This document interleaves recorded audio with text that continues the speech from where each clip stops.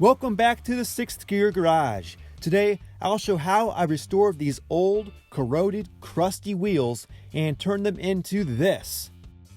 I painted these right here in my garage with aerosol spray paint and even used a can of paint and a brush for the accents. Stay tuned to see how I achieved professional results with the mix of different products that were never designed to be used together. No compressor or spray gun equipment needed.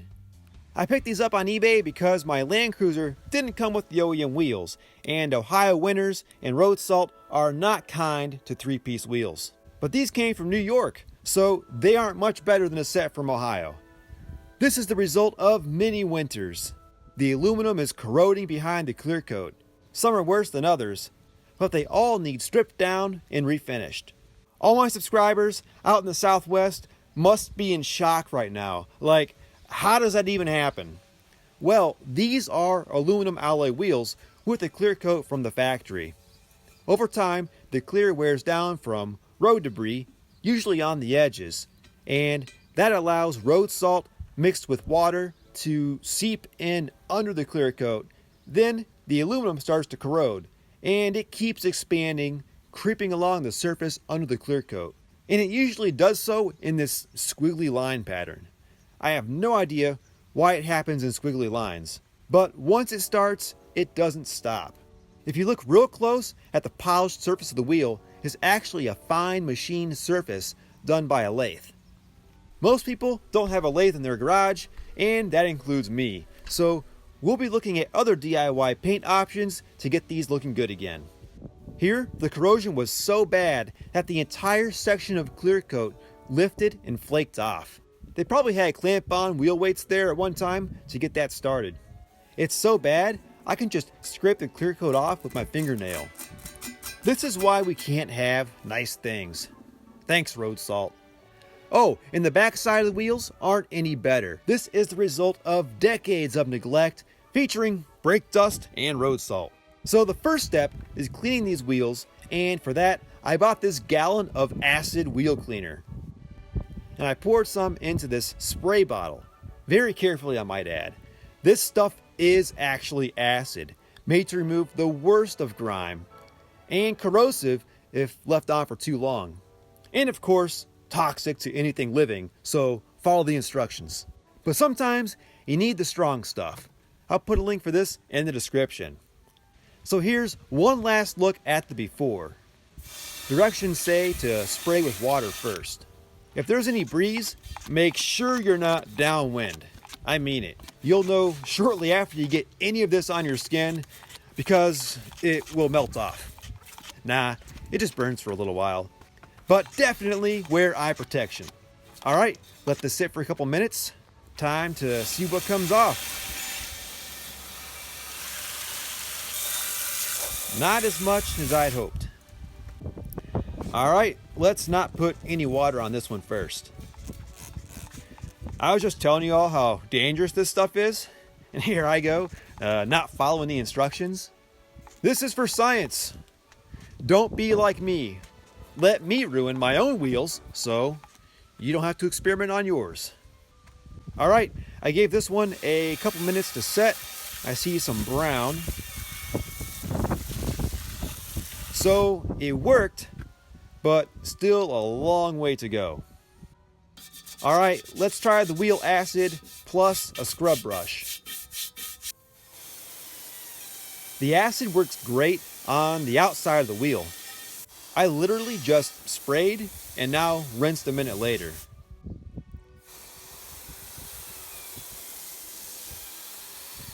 Look at that. Back to the ones I scrubbed. They've been sitting for like 5 minutes. Not impressed. Another round of scrubbing, and it's working, just slower than I expected. I mean, this is some serious grime. I mean, about 25 years worth. This is also corrosive acid, and you're not really supposed to be scrubbing with it. I think it's time for plan B. Just have them sandblasted. Yeah, for my health. So the acid wheel cleaner worked pretty well cleaning up the faces, but the back of the wheels needed a lot more elbow grease. and then I'd still have to sand them down to bare aluminum. Time is money, so I just had them sandblasted instead. Well, that's better. Huge shout out to Mike from the Shop Spot for blasting these for me. His fridge is now overstocked with beer. Thanks again, man. Awesome job. He hit the insides as well. I'll put a link to his channel, the Shop Spot, up here. Check it out. You'll actually see my rusty '89 Toyota in one of his vids. The frame broke in half when we pulled the bed off. Good times in Ohio.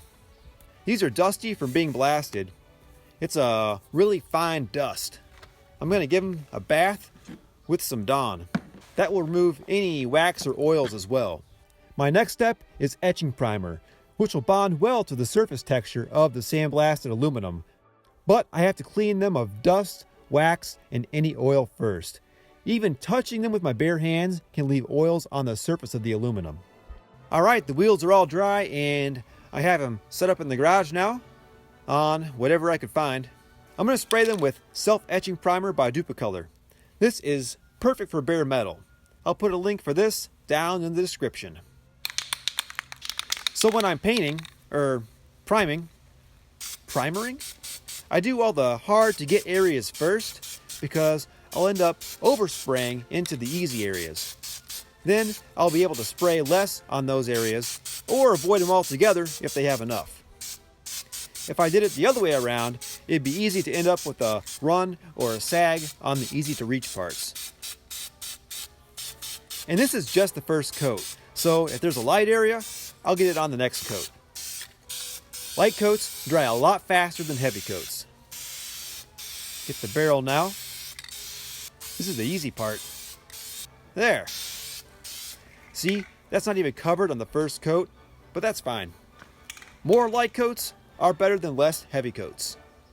Okay, the first coat has had about 10 minutes to dry. Now, it's ready for the second coat. And again, I'm getting into all the recessed areas and crevices first.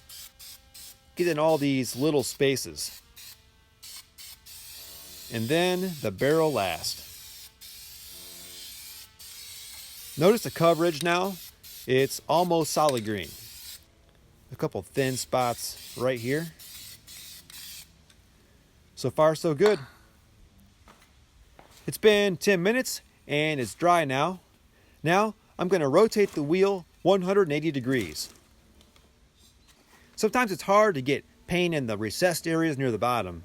When you're trying to spray upward, there's just not much room since the nozzle is at the top of the can. So now I can get these areas covered. So I'll just spray those light areas for the third coat and focus on getting those covered. And hit any other areas that look a little thin. Done with the backside. Now it's time to throw some etching primer on the fronts. And I have these sitting on some old gallon paint cans to keep them off the floor. Better mask off the labels so I can read them after I'm done. I sped things up to try and keep this video short. I'm getting the outer edge of the lip where the tire bead mounts, since I'll be painting that area as well. I don't want to have the bead mounting area be bare aluminum since water can get in there between the tire and corrode over time. Just like before, I painted all the difficult areas first. One light coat to start with. Okay, second coat of etching primer. And this is pretty much a repeat of the method I used on the back side of the wheels. I get all the recessed areas first. And you can see as I'm getting in those, I'm also getting paint on the face of the wheel. Get this outer edge. Now I just need a little more on the spokes. And get this very outer edge of the lip since I'll be painting those too. Then make sure this hidden area is covered because I'll be painting there too, where the tire bead seals. Here's a close-up of how it should look after two coats. Even, smooth, no runs or sags. And then a close-up of where the bead mounts. Alright, done with self-etching primer. I'm going to let these dry for a while. they actually look pretty good like this. But the next step is going to be filler primer to fill any minor imperfections. And these probably look mint on camera, but if you get in close, really close, it's rough in the inset areas, which is normal. That's fine. But any imperfections on the flat area will really pop when I paint these silver. Here we go, right here. This area was very corroded, and there's a nick or something in the face. I've got some imperfections in the inset area as well here. Let's look at my spare wheel. I mentioned the machine finish on the face earlier. I've heard it's called diamond polish. A lot of OEM alloy wheels have this finish. Those tiny little lines are done with the lathe, and they give the wheel a bright aluminum finish without being polished. And you can see it's a little bit reflective, but it's not actually polished like a mirror finish. I'd like to try to replicate that finish, but I'll be doing it with paint because I don't have a lathe. Check out these beauties. These are hand polished Civic HX wheels that I did like 15 years ago. These were in rough shape as well, but I wet sanded them smooth, starting with 220 grit, and then worked all the way up to 2000 grit and hand polished them with mother's wheel polish. It took forever, and I didn't put any clear on these because paint isn't going to bond well to a smooth polished surface. That's why you usually see clear coated aluminum wheels with the machine surface. Road salt will really corrode a bare aluminum wheel, and I never ran these in winter. I will be using my 80 series wheels year round, so polished aluminum isn't an option there. But I wanted to show you a true polished wheel for comparison. I bet I had 8 hours into each wheel. Winter project. Let me know in the comments if you'd want to see a video on how to create a finish like this. Maybe I'll do another set sometime. But I want to get the closest thing to this finish as I can using paint. And I have a few cans of this. Back outside, guess I should have put down some newspaper on the floor. Here's a better look at this chrome paint in the sunlight. And if you've used this before, you know it's not chrome like the cap. It's really more of a highly reflective silver, about the same sheen as the silver paper they use for the label, which is still pretty impressive for an aerosol can. I'll put a link to this in the description. I think that color would flow nice with the aluminum running boards and the front brush guard, sort of tie it all in together. Notice any imperfections in the reflective surface really stand out, like all these wrinkles in the label. I need a perfectly smooth surface on my wheel for that paint to look good, and filler primer will make that happen. It's a high build formula that can be sanded smooth, and that's going to take care of that pitting we saw earlier.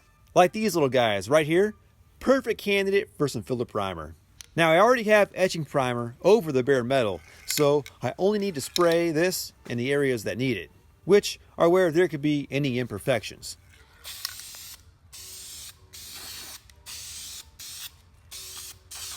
The paint will bond to either of the primers, so I don't need to bother with the inset areas. Really just focusing on the faces to fill in any imperfections, and this can be sanded down perfectly smooth, which is important on a highly reflective finish. Here's the close-up. It goes on pretty thick for an aerosol, and I'll be doing multiple coats as well. If you look in the right light, you can see the surface is like textured with these ridges from where the wheel was machined. Not the real fine lines, those came out in sandblasting, but wider, bigger grooves. If I can see it now, I'll definitely see it after the chrome paint. Alright, first coat has had time to dry. You might have noticed the floor was wet on that last coat. I'm keeping the floor wet on these so that the overspray doesn't stick to the concrete and I don't end up with more paint rings on the floor. These have had plenty of time to dry.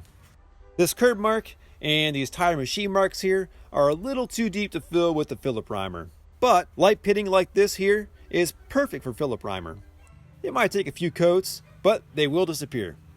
I'll put links to all these paints in the description. Second coat. After the first coat, all the imperfections really pop, so you can see what areas need more filler primer. Like I'm going heavy on that pitted corrosion and filling those ridges on the face of the spokes. This stuff is meant to be built up so you can sand it down smooth, so I'm laying it down heavy. Then I sprayed a third coat. I'm all done with filler primer. This is actually what the label looks like now. That other can that I used was super old. I let these sit in the hot garage for a day, so they're cured. Now that I've built up the surface with the filler primer, the next step is to go back and sand it down smooth. When I'm sanding the filler primer smooth, I'll be knocking down the high areas first, and that'll make them level with the lower areas over the pits and nicks that aren't as high. The final result should be a smooth, flat surface, and that's a must for a highly reflective chrome paint. Or really any paint will look better over a smooth surface. I made a video probably about 5 years ago where I painted a set of wheels on my truck. 2 of them, I just used etching primer and silver paint. And on the other 2, I did what I'm doing here with the filler primer and sanding, and the final result was much better. So after that experiment, I always use filler primer if the wheels are beat up. I'll put a link to that video in the description. For sanding, do yourself a favor and use a workbench or table so you're not hunched over working on the floor. I've got a temporary work area set up here. I'll use this later when I'm painting the wheels too. You can see what an uneven, reflective surface looks like on the label where there's wrinkles. So when I'm sanding out those grooves, if I just push down with my fingers on this sandpaper, well, my fingers aren't flat. So I might end up making more low areas that look wavy after paint. That's where a sanding block comes in handy. The bigger ones are for large areas like bodywork. This smaller one is a good size for the wheel, but it's a little too stiff. This one is more of a sanding sponge, and it's more flexible, and it's perfect. I'm going to start with some 220 grit. Just wrap it around the sponge, and I'm sanding against those grooves to knock them down flush with the rest of the surface. Just watch around the edges. It's easy to sand through corners. 220 cuts fast. It doesn't take much to knock down the filler primer. Take a close look. See those lighter lines? Kind of like rings on a tree. The lighter areas are where the sanding sponge contacted the surface. You can't see on camera, but this already feels more smooth than it did a minute ago. A sponge or a block really works down those high points. So I'm sanding these grooves until all the high points are knocked down. And I'll know I'm there when the whole area is lighter gray from being sanded. Alright, this is looking pretty good. It's all in the prep and attention to detail when it comes to paint. I'm normally not OCD at all until it comes to this stuff. Here you can see I sanded through the filler primer on the edge, just a little bit. As soon as I saw the green self-etching primer starting to show, I stopped. So I didn't sand all the way back down to bare metal. Like I mentioned before, it's really easy to sand through on edges, so watch out for that. Next, I sanded the rest of the spokes and flat surfaces of the wheel with the sanding sponge until they were perfectly smooth. Let me show you this. Here. This is an example of an imperfection that was a little deeper. I still have a good amount of filler primer in this area because I did some thick coats, so maybe I can sand this all the way out. Notice how I'm changing directions, doing a cross-hatch pattern. I've got to watch I don't sand the edge too much. It's barely starting to show the etching primer underneath. There's that nick. It's almost gone now. And that's the magic of filler primer. And nap time's over. Hey, bud. All right, that nick is pretty much non-existent at this point. I'm happy with that. Next, I sanded the entire surface with the 200 grit, knocking down the high points of the filler primer for a perfectly level surface. Notice I haven't sanded any of the inset areas that have the rougher cast surface. I have another plan for those that we'll see later in the video. Time to clean up this dust.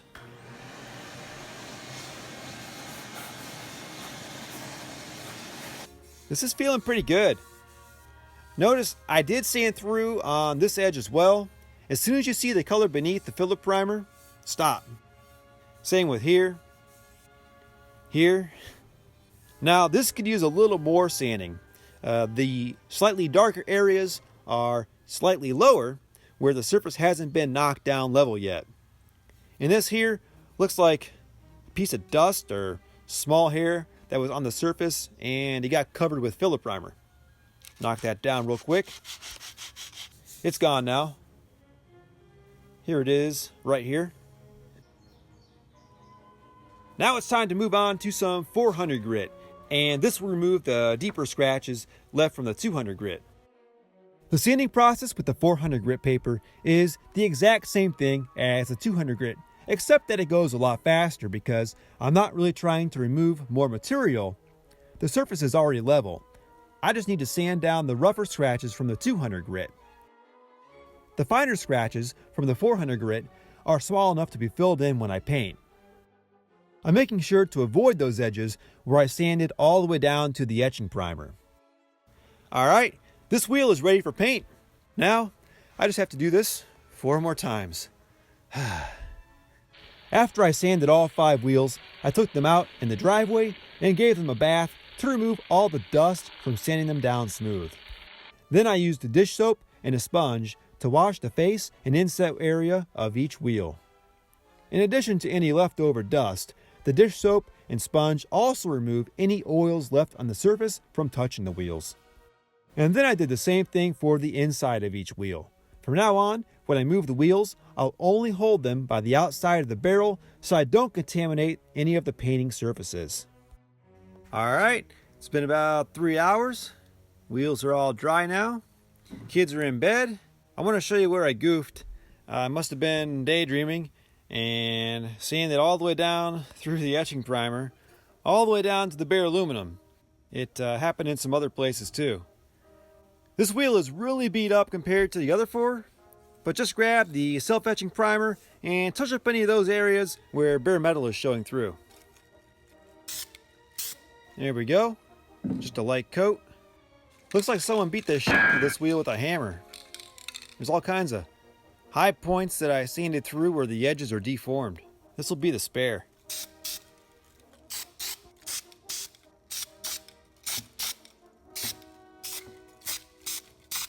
This edge is okay. No metal showing through. Now I want a uniform surface for my color coat, and that's where primer sealer is useful. This is especially needed for painting a color coat over bodywork where there might be different colors of primer that could cause the color coat to look splotchy. Not sure if that's going to be an issue with silver paint, but why take the chance? I'll put a link to all these primers in the description. You can see the gray is a little darker than the filler primer. So I might as well do the whole thing. Well, I'll just do the face of the wheel. I'm painting the insets black, and the inside of the barrels don't really matter here. I saw a hint of green in some areas, so I'm hitting those with another light coat of primer sealer. That's good. Nice, uniform surface. And all 5 wheels are ready for paint. Finally. Hey, this is the full how-to. I'm showing all the steps. Might seem like overkill, but the final result will speak for itself. So when I paint these faces, there will be overspray, and it's going to fall down through these holes and end up drying on the inside of the wheel and make some rougher areas on the surface. I never paint the backs last because that overspray will come through and dry on the face of the wheel where you'll see it. So I always paint the insides of wheels first and then the faces last, since you see the faces and not the backs when they're on a vehicle. That's really important. Okay, it's the next day, and I'm going to be painting the inside of this wheel with this Duplicolor silver wheel paint. It's not as shiny as the chrome, but I don't really care how the inside of the wheel looks. I just want to protect it from the elements. So I like to focus on all of the recessed areas first, since they're tougher to cover, and then I'll spray the barrel and the edge. These are old cans, by the way. The labels are different now. I'll put a link in the description. I'm trying to use up all my old paint. I do the harder, recessed areas first, because as I get in on those, I usually get paint on the easy to spray areas around them. If I did those easy areas first, I'd have too much paint on them after I did the recessed parts. I want light coats, no runs or sags. On this first color coat, I'm not even going to cover the primer completely, and that's fine. I'd rather have more light coats than less heavy coats. Except for the wet coat. I'll get to that in a bit. Now, the outer edge. And that's good for a first coat. Don't forget to do the bead area too. This is where the tire seals, so it should be primered and painted too, not just bare aluminum. I let that dry about 10 minutes and rotated the wheel 180 degrees. Now I can get the rest of the bead area. And then I'll do another coat on the back of the wheel, just like the first. One other thing about rotating the wheel 180 is that it helps to spray in places where there's not a lot of room for the can. Like this. When that part is facing up, you can hold the can in the wheel and reach that spot better. This third coat is the wet coat, so I'm laying it down a little heavier than the first two, but not enough to have it run or sag. The back side of the wheel is a good spot to test the limit on how heavy you can go because you won't see it. But doing a little heavier on the wet coat helps to fill in any of the lighter overspray areas from the first two coats and make a more smooth surface.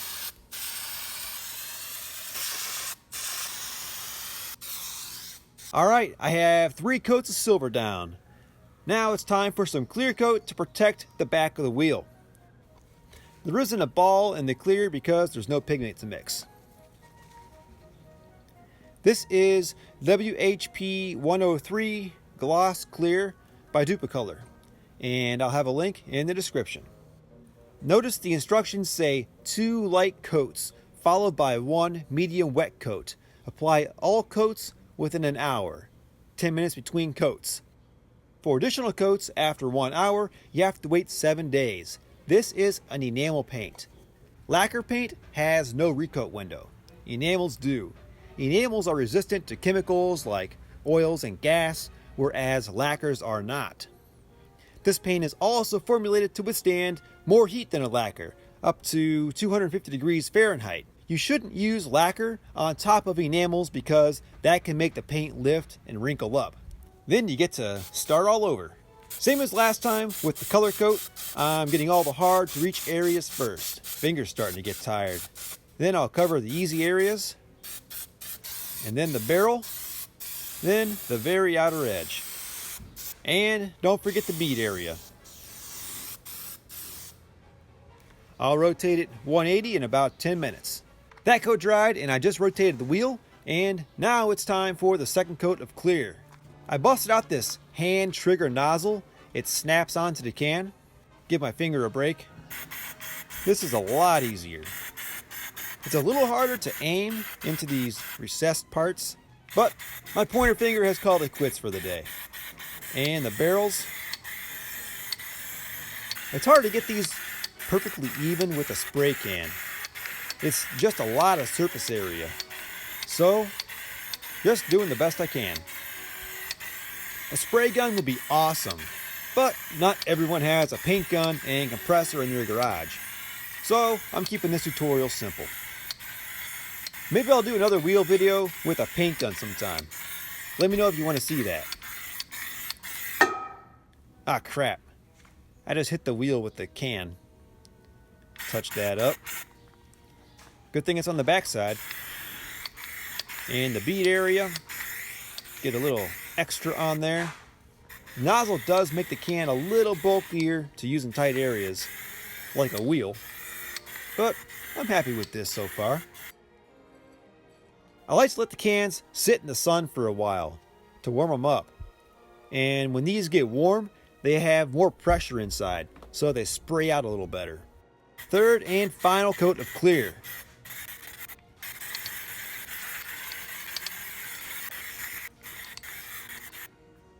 Alright, that wraps up the wet coat for the gloss clear. Let's go test some paints for the front of the wheel. while I let these cure for 7 days.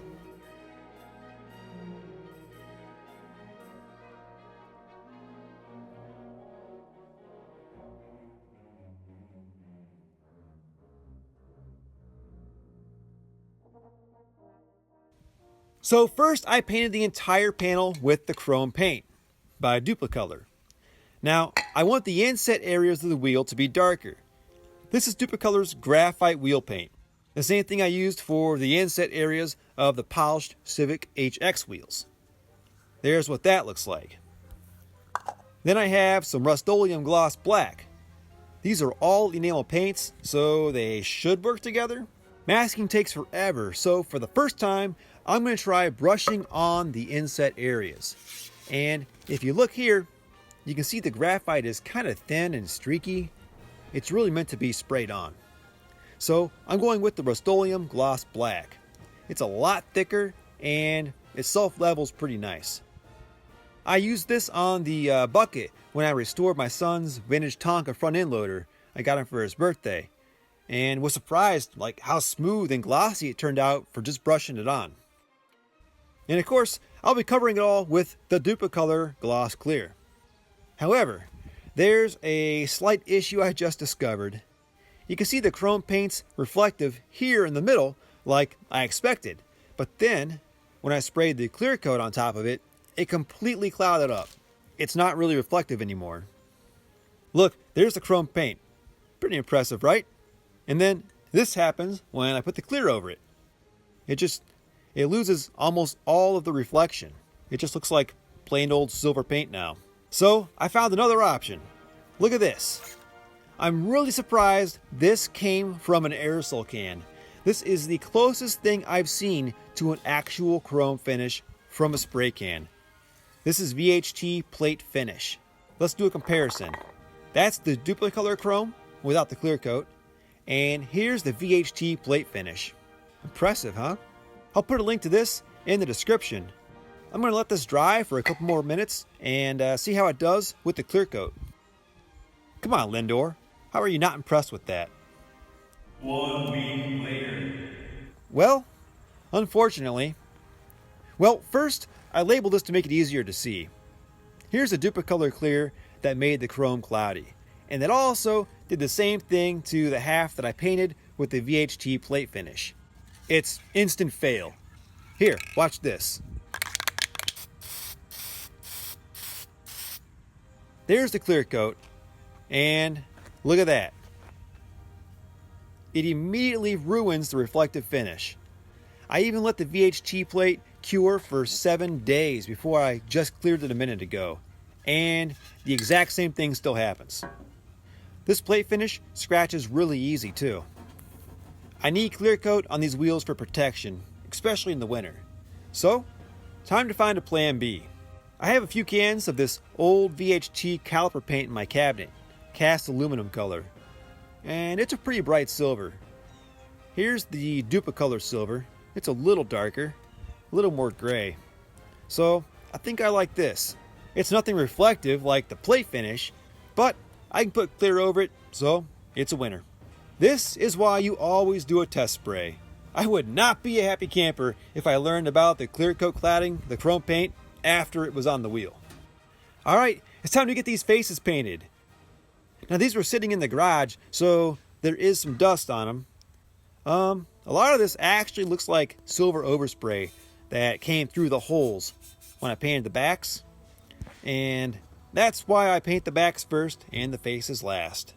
So I have a tack cloth here. And just ball it up, and it will remove dust from the surface because it's a little sticky. Get in these inset areas too, and around the lugs real quick. Any dust in there could become airborne and land on the face once I start spraying. And don't forget about the outer bead area. I'll be painting that as well. Then I like to use compressed air to get off any remaining dust. Okay, first coat with the VHT Silver. This is just going to be a light coat. Remember, the first coat doesn't even need to cover all of the primer.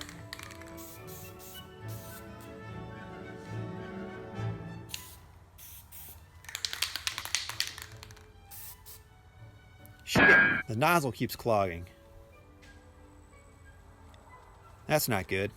Okay, I cleaned the nozzle with some Duplicolor prep spray. Let's try this again. I don't know what's going on. The nozzle keeps getting clogged. This is really old paint. Let's try the nozzle from the can of prep spray. Wow, this works. It's a lot faster. I'm moving as fast as I can, and it's covering the whole surface.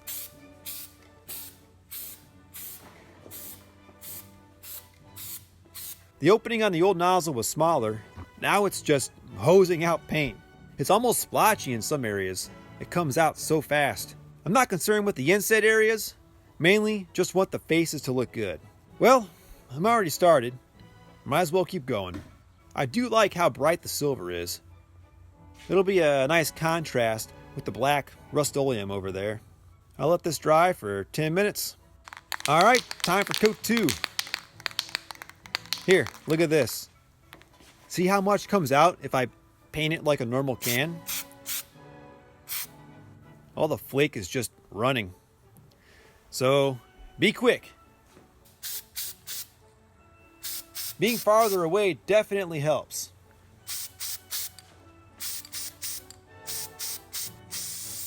Outer edge.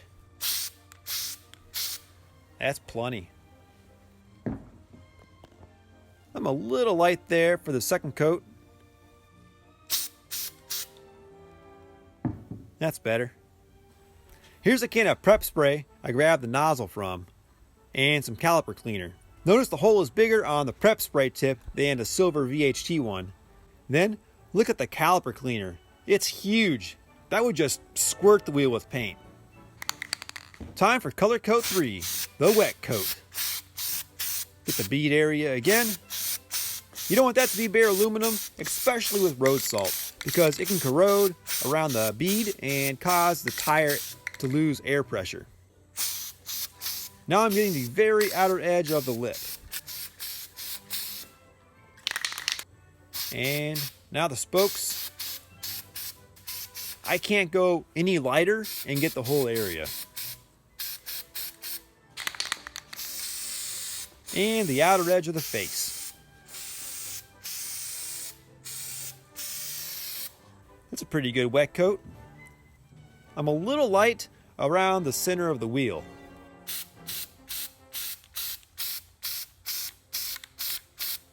That's better. Nice gloss. Smooth. I better quit while I'm ahead. No runs.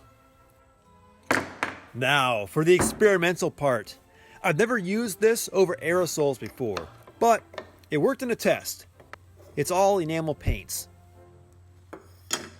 It's been about 5 or so minutes since I did the wet coat, and it's a little tacky, but I should get started in case this takes a while. The warm weather makes it dry faster. Just like that, kind of dabbing it on nice and thick. So this took a bit longer than expected. I was using a pretty fine brush for the area I was painting. A slightly larger brush would have sped things up. I had to go slow and be careful around the edges, but I think it was still better than waiting 7 days for the silver to cure, then masking off all the faces on 5 wheels, then spraying 3 coats on the inset areas, then slowly peeling off the tape, hoping that all my edges were masked well and none of the silver peeled off in the process. Alright, I have one done. It's really glossy and thick too. See how it self-levels? I did get a little sloppy around the edges in a few spots, but that won't be too obvious when they're on the 80 and I'm not 8 inches from the wheel. This one was my warm-up. Now it's time to do 4 more, and then 20 more after that. But I'm glad to have found a new way to do something. What do you think? Would you rather use a brush or mask off the face and spray the insets? Alright, one wheel is done. Well, I still need clear coat, but here's how it looks. It's a little rougher than I hoped once the paint completely leveled. It looks like a rough cast surface underneath, but it's actually a buildup of overspray that went through the holes when I painted the back of the wheel. Some are worse than others. But that's nitpicking close up. There was a spot I went too far with the brush and got black paint on the face of the spoke. It was right here. You can barely see where it was. I just took my finger and wiped it back away from the face, and it was all good. And I wiped it as soon as it happened, before it had any time to dry. When I dip the brush in the paint, I hold it over my hand just in case it drips over the face. That would be devastating. But yeah, no bad accidents.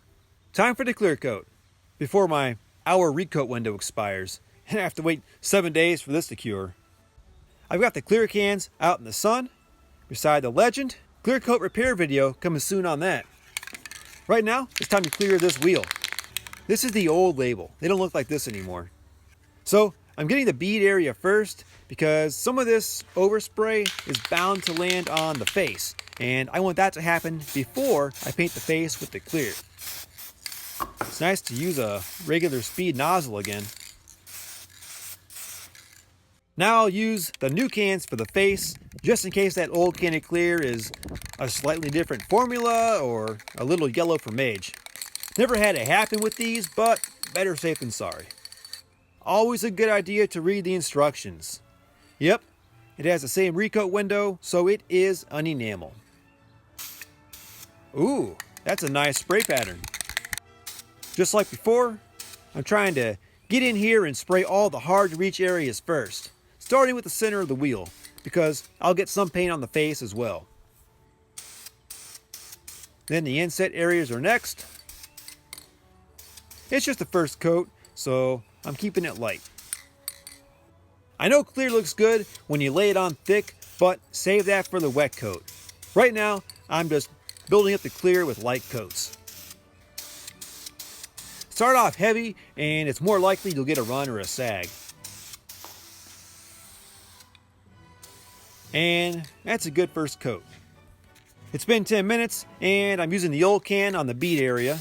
It has a more narrow spray pattern compared to the new cans, so it's perfect for this. Then I did another light coat of clear on the face of the wheel. The third coat of clear was the wet coat. I laid it down heavy. Alright, one wheel is complete. That was a pretty heavy wet coat. I could have used a little less orange peel. When it's hot out like this, the paint can atomize in the air and start to dry before it gets a chance to level on the surface, and that gives it that rough texture. But it's not terrible. But I think it'll look good on the vehicle. I'm being picky right now because I'm only a few inches away. I put it out in the sun and it looks really good. You might see a few sort of hazy or cloudy areas. That's from a really thick clear coat, and that will go away as the clear dries. There's a better look at the hazy areas, but that's nothing to worry about. Now that this is dry, I'm a little unhappy with how rough the texture is in these inset areas. It feels like sandpaper in some parts. Looking at the wheels I haven't finished yet, it's silver overspray from the backside, so I'm scraping it off with a scuff pad